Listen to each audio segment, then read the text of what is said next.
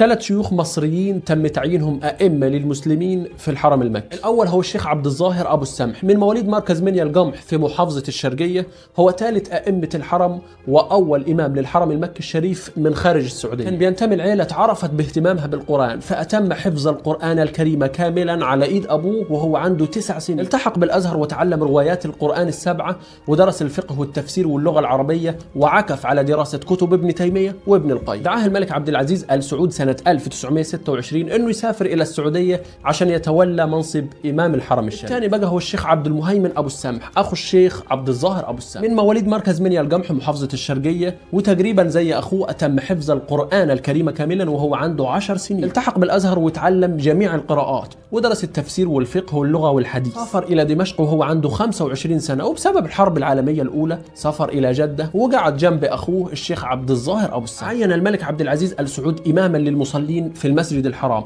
واستمر في الإمامة لحد ما توفى يوم 27 رمضان سنة 1399 هجريا وهو عنده 92 سنة، وتم دفنه في مكة المكرمة. الثالث بقى هو الشيخ محمد عبد الرازق حمزة من مواليد كفر الشيخ محافظة القليوبية. اتعلم مبادئ القراءة والكتابة وأتم حفظ القرآن الكريم كاملا. بعدها التحق بالأزهر وسافر إلى السعودية مع الشيخ عبد الظاهر أبو السمح. صدر قرار بتعيينه إماما وخطيبا للمسجد الحرام، وهو أول من فكر في تأسيس مرصد فلكي في مكة المكرمة للاستعانة به على إثبات هلال رمضان وتحديد وقفة عرفات وعيد الأضحى. سنة 1965 أصيب الشيخ محمد بعدة أمراض ودخل مستشفيات كتير، وفي سنة 1972 فاضت روحه إلى بارئ. رحمة الله عليهم جميعا، وحفظ الله مصر وشعبها والأزهر وطلابه.